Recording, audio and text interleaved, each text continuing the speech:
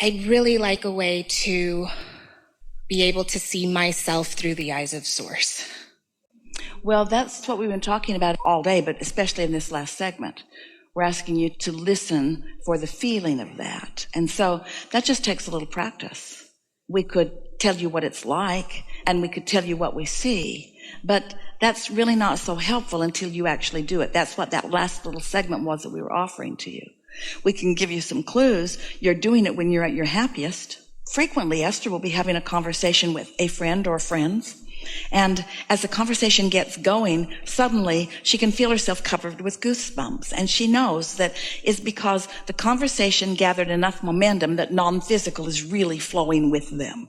Esther wants to demonstrate her goosebumps in evidence of the connection that she can feel, because even though the words that somebody is speaking, it might be Esther and it might be one of her friends, but somebody just said something that was what Source knows about it. And so in this moment, they're having a conversation from the perspective of Source. Do you ever find yourself just welling up with appreciation? I do. That's one of those moments. Do you ever find yourself feeling an impulse to do something with no reason to do it, but as you're doing it, you can feel the rightness of it? That's you living through the eyes of Source.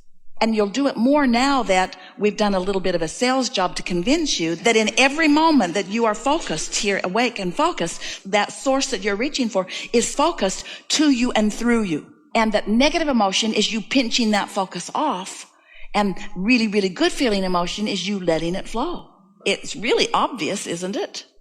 When you're doing it and when you're not doing it. The when, yes. The how to go from pinching it off. But don't do that. All you got to do is focus on the when. And pretty soon you'll start figuring it out. For example, don't you notice that it happens more often when you are doing something that you really want to do?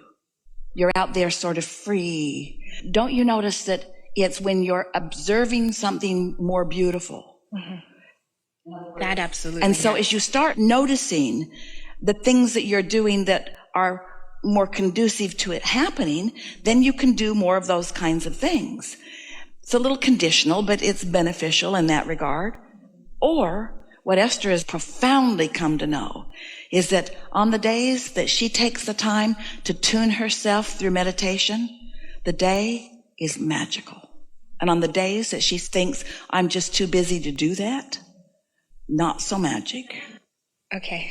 Words don't teach. It's only life experience that teaches. And now that you accept that your inner being is after you, now you accept that your inner being is right there interested, the very best experience Esther ever had. We're going to relate it to you because it was so meaningful to her.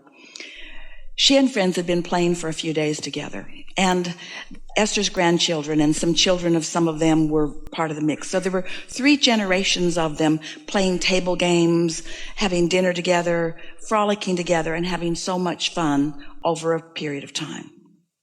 And now it was time that everybody was sort of going to their own houses, and Esther was left with one friend, and they had gone to the fish market to have lunch.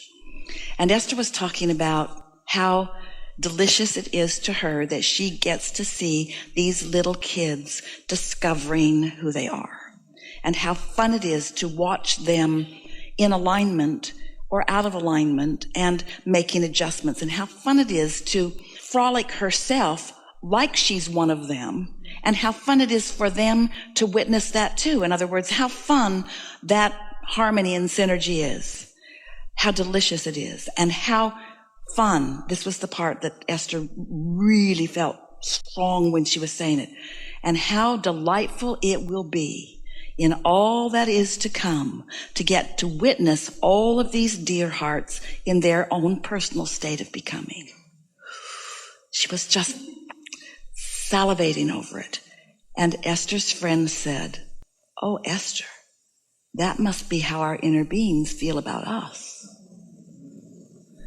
And when her friend said that, oh, the goosebumps flowed and tears are coming down their face, because she knew for sure that her inner being is aware of her and loving her and loving the objects of her attention, loving her family and loving her friends and loving.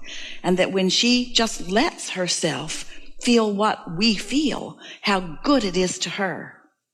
And so that accomplishes for you a number of things. Your awareness that that exists, that it's real, that you have access to it, and that you can tune to it anytime you want, and that the more you tune to it, the easier it is.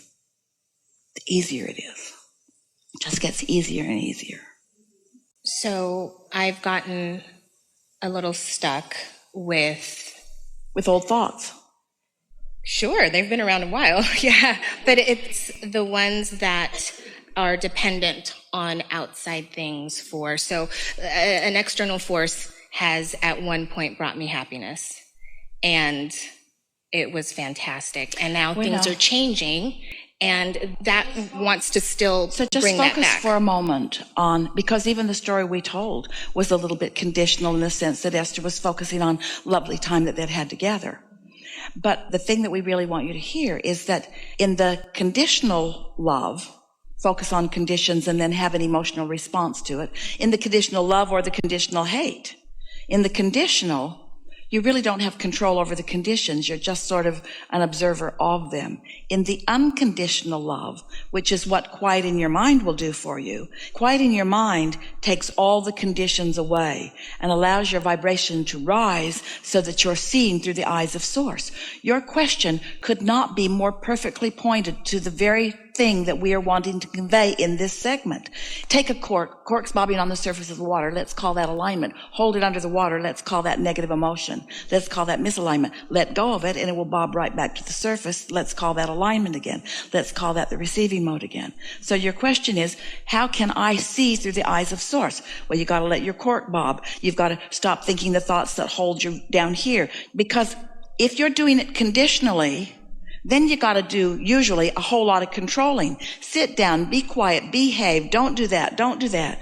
It's exhausting and impossible. And impossible. It's impossible. But when you understand that all you got to do is get your cork to bob, and it'll do that anytime you quiet your mind, and then show yourself how easy it is to quiet your mind, and then allow your vibration to rise. And even though maybe in the first 5 or 10 or 15 settings you're not really even sure that you've got into the receiving mode, if you keep doing it, for sure, you will know.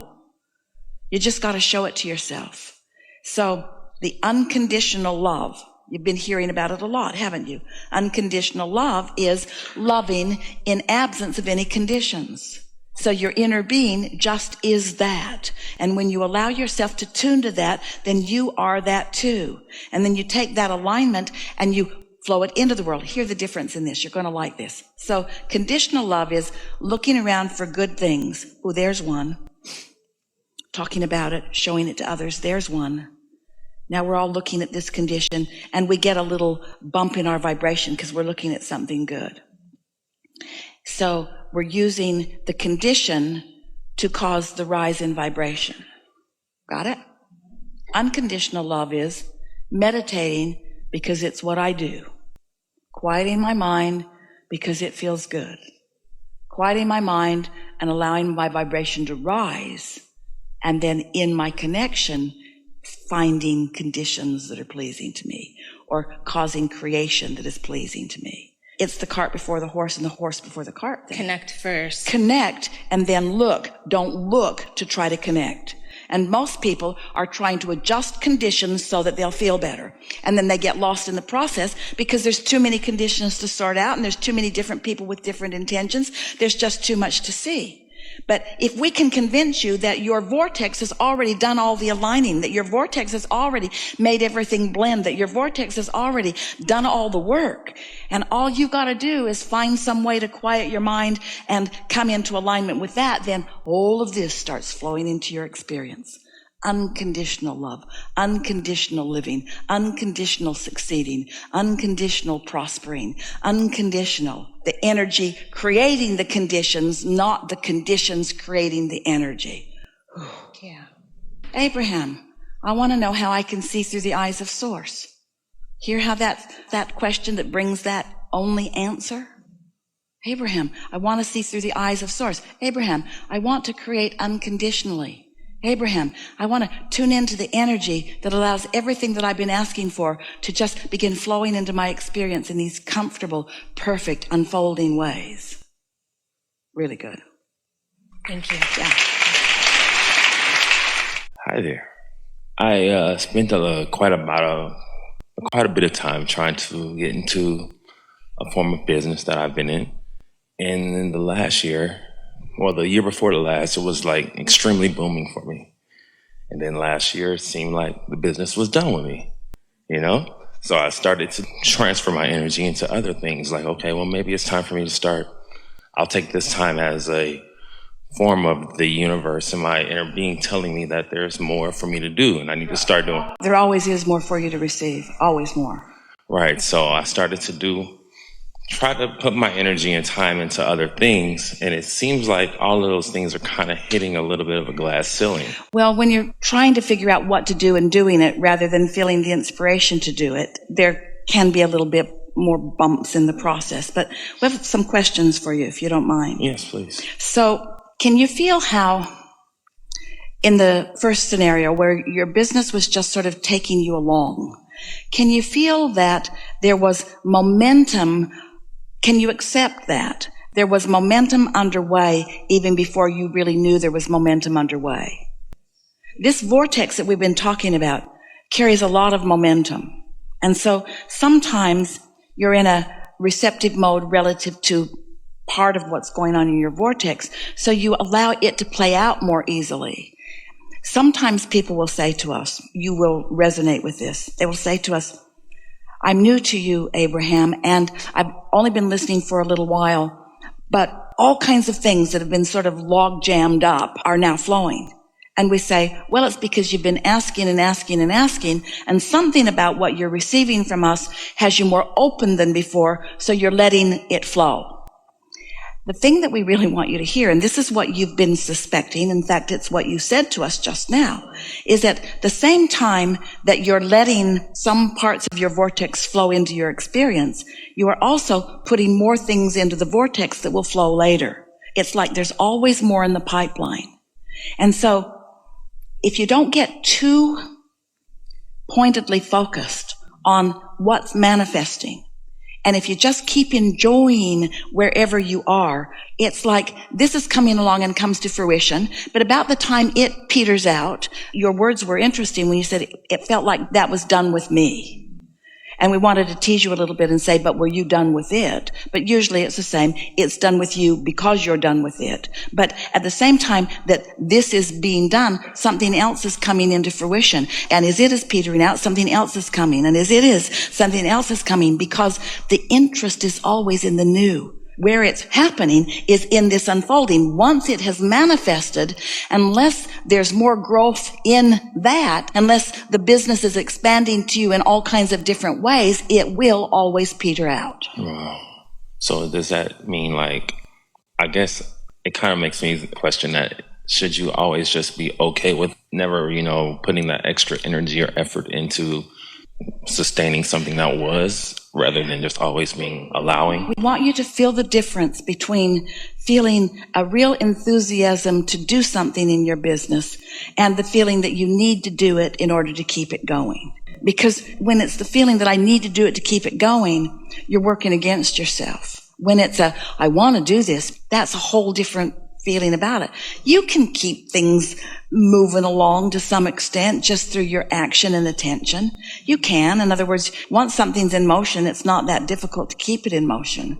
But for someone like you, unless it's really ringing your bells, you're bored with it. And when you're bored with it, it's done. Wow, yes. When you're bored with it, it's done. When you're bored with it and now you're doing it because you need to or because somebody else needs you to, it's not long. You have to keep breathing new life into things, and they need to keep breathing new life into you. And the thing about it is, your inner being knows where all of those ideas are and what will ring your bells the most.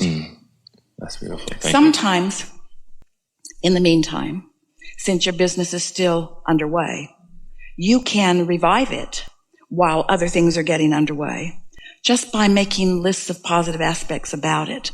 Or here's a really good tool. Remembering how you felt in the beginning of it, in the really beginning of it, before it even really was a business, when you were just dreaming about it, thinking about why you wanted it. So when you feel enthusiastic about your business, it brings more and more to it. When you don't feel enthusiastic about it, when you want it to enthuse you rather than you unconditionally being enthused, feel the difference?